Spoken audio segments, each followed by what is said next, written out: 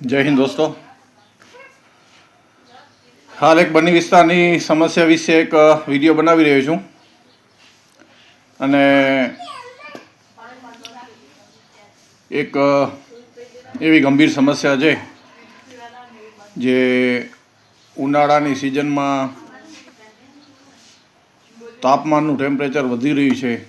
ભર ઉનાળો જેને કહેવામાં આવે એવી હાલત છે.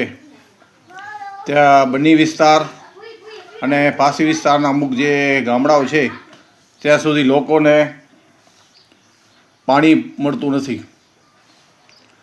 ખાસ કરીને વાત કરવા જઈએ, જે ધોરડોની અંદર રણ ઉત્સવો મનાવવા આવે છે 3 મહિના, જે ટુરિસ્ટર અને ટુરિઝમ આવે છે અને આવવા જોઈએ એમાંથી એક. પણ અમારી માંગ એ છે કે જે બહારાતું ટુરિસ્ટરો અહીંયા બન્નીની અંદર આવે છે એની સંખ્યા લગભગ 1,90,000 અથવા 1,95,000ની આસપાસ થઈ જાય છે. જે વિઝિટરો અથવા ટુરિસ્ટરો આવે છે ત્યાં 24 કલાક બધી સગવડ પૂરી પાડવામાં આવે છે.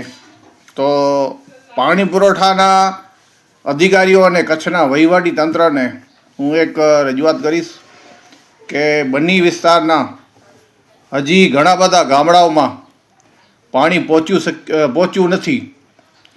તેને ઉપર ખાસ ધ્યાન દઈ અને જ્યાં પાણી નથી પહોંચ્યું ત્યાં પાણી પહોંચાડવામાં આવે. હાલ જે દિલ દહેલાવી દેવી ઘટના જે આપણી સામે હમણાં આવી છે સાધારા ગામની, સાધારા અને રદ્દર વચ્ચે ગામ જે એક્સિડન્ટની અંદર જે 4 મૃત્યુ પામે છે, સાધારા ગામની અંદર હજી સુધી પાણી નથી આવ્યું. એની બાજુમાં રદ્દર, નાની મોટી, વાગુરો, પછી ઉડઈ સાઈડના અમુક ગામડાઓ છે, પછી ઠીકરિયાઠા સાઈડના અમુક ગામડાઓ છે. જે કાલે એક વોઇસ વાયરલ થઈ રહી હતી કે 2 મહિનાથી ઠીકરિયાઠાના એ સાઈડ પાણી નથી. તો બન્નીના દરેક ગામડાઓની અંદર જ્યાં જ્યાં પાણી નથી ત્યાં મારી ખાસ રજૂઆત છે વહીવટી તંત્રને પાણી પુરવઠાના ઓમાં ધ્યાન આપી અને પશુઓ માટે અને લોકો માટે પૂરતું પાણી પહોંચાડવામાં આવે.